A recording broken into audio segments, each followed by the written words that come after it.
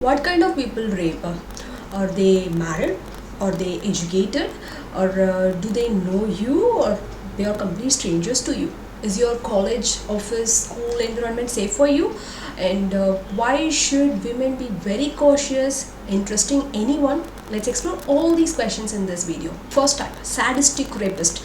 These type of rapists are one of the worst in all among the rapists because they are driven by that sadistic pleasure in inflicting pain on the victims, and they don't just assault the victim, they instill pain like a wild animal and finding sick pleasure in the helplessness and suffering of their victims. Their goal is to inflict as much pain as possible to the victim using the brutal force, like even inserting the foreign objects to the private parts of the victim. They injure the victim using the bottle insertion, mouth choking, terrorize them to submit to them. This level of cruelty, this much pain that they are inflicting on their victim reveals us that the darkest and most dangerous side of the human nature. Some humans do exist. How much pain is enough for them? No such pain is enough for them. Every pain is okay for them until it is not on them. So they keep on injuring the victim to attain that erotic pleasure. Second type, opportunistic rapist. They are very impulsive. They act out of the moment. They are often not going to think about the consequences, or they don't have any planning, or they just need this immediate gratification. They tend to be like they are coming from the educated family background who don't usually show anger or violence. These individuals sees women as just a mere object, which reflects a lack of respect for them, and leading to the issues such as sexual exploitation, sexual trafficking and violence. These crimes are not premeditated, which means that they just show poor self-control. They can't control themselves at the moment. Instead of using physical violence, they completely rely on sexual coercions, like pressuring the victim, tricking them, deceiving them. They use threatening as a last resort. Okay, but instead they just force someone in a non-physical way. That's why the opportunistic rapists, or most of them, are from the white-collar jobs. They may also drug the victim, or use alcohol to prevent the victim from giving the consent. Type, a vindictive rapist, like a revenge-seeking rapist, one who's driven by anger to seek a revenge on the one who might have dismissed them, rejected them in the past. So they often feel hurt by that women's rejection. And they also question their own self, their own masculinity, by asking things like, am I a man? That woman rejected me, so I need to prove her I am the man now. So in their disordered view of mind, what they think is rape becomes a way. I just need to release this anger as a form of revenge by raping her. In the assault, they aim to not only harm the victim but also humiliate them. Often use violence such as choking, hitting them, also that they just tear the clothes of the victim.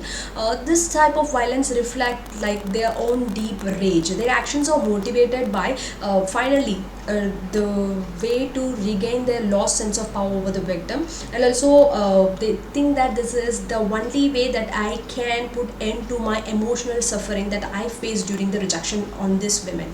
Power driven rapist. Power driven rapist, in the name power, which means that they earn for power.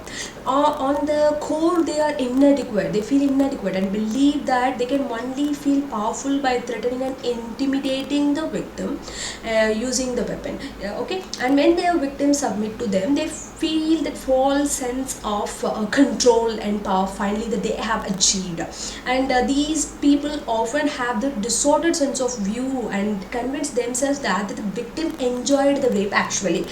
There is a mentality of most of these power rapists who are in the power white collar jobs, who are well-known personalities, especially well-known personalities tell these statements like they enjoyed the process. If the rape is happening, enjoy the process. So which feeds their delusion of power.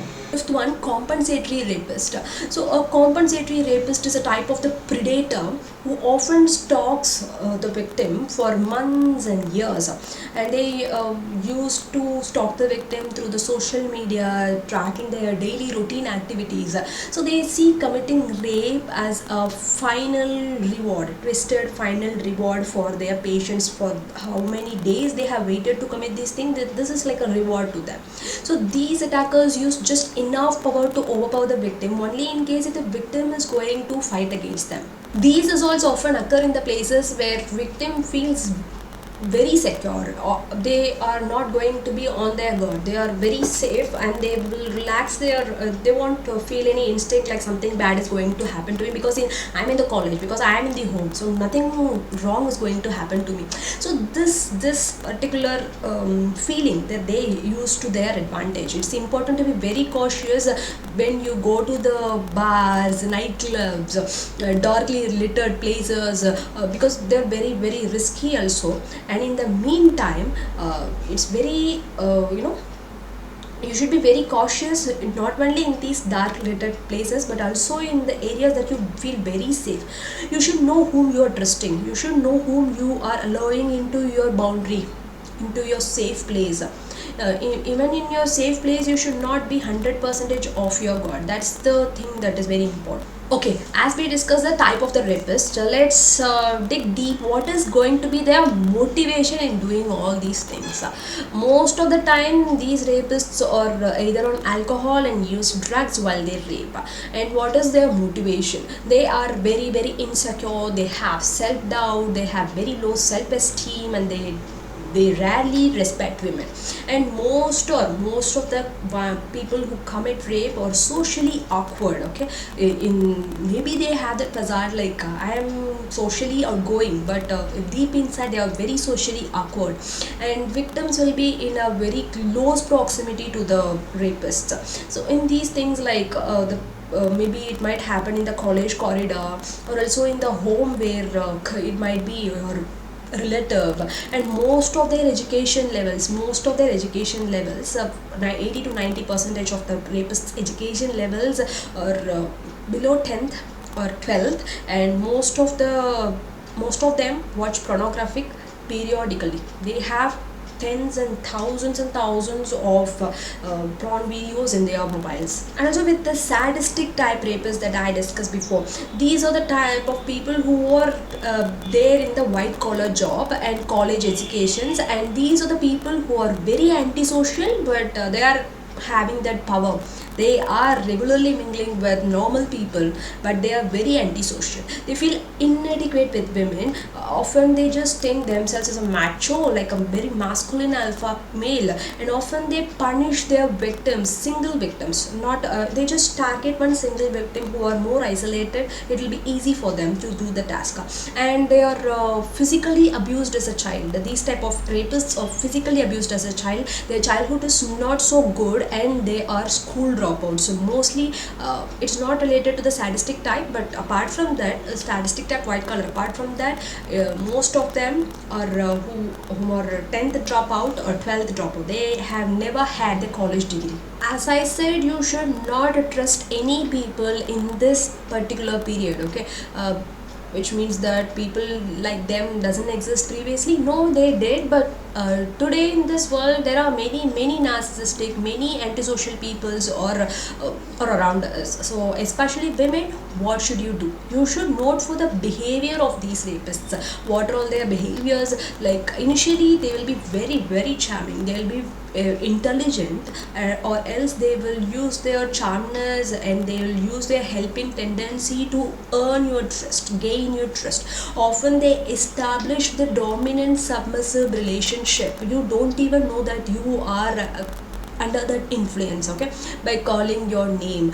And they once they just hook you up, after they show you their real face, they'll just call names like, don't shout, you bitch, I'll kill you, do you like that bitch? They insert objects like glass bottles or else rods, knowing intentionally that these are the things that are going to cause an extreme amount of pain to the victim. Often most of the people are necrophilic. Necrophilic is nothing but having pleasure in having sex with the dead body.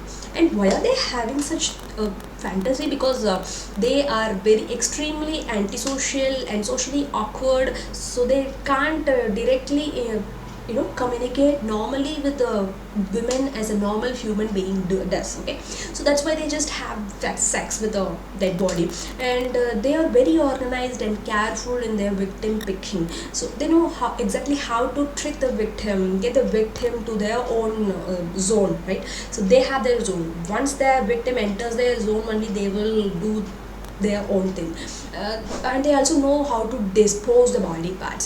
So they did, what type of victims are they are very choosy, right? What type of the victims do they choose? Especially vulnerable one, very the one who's very susceptible to the seduction, and who's very non-aggressive, who is going to submit easily to them, who has low self-esteem, things like that. Closing, I just want you all to make sure that understand the different types of rapists, what are their motivation, so that it will be very helpful and crucial for you to recognize when it happens to you. And many rapists struggle with the insecurity, they manipulate their victim to earn the trust. So it's not like the one only the stranger is going to rape you. Many times it is the one whom you trust the most. So understand their manipulation tactics, how they gain your trust, and afterwards how they exert the power over you, especially for women. So it is important to create the supportive environment where vulnerability is addressed and open conversation about consent and respect for one another are encouraged. So, breaking the cycle of abuse requires effective intervention and healing from both the victim and the offender side. If you are someone who's affected from the sexual violence, you are not alone. Know this, okay? And let's continue this conversation to raise the awareness that always trust your instinct and prioritize your well-being. Especially women, please very very careful and do not share your personal information to anyone. Okay, thank you for watching.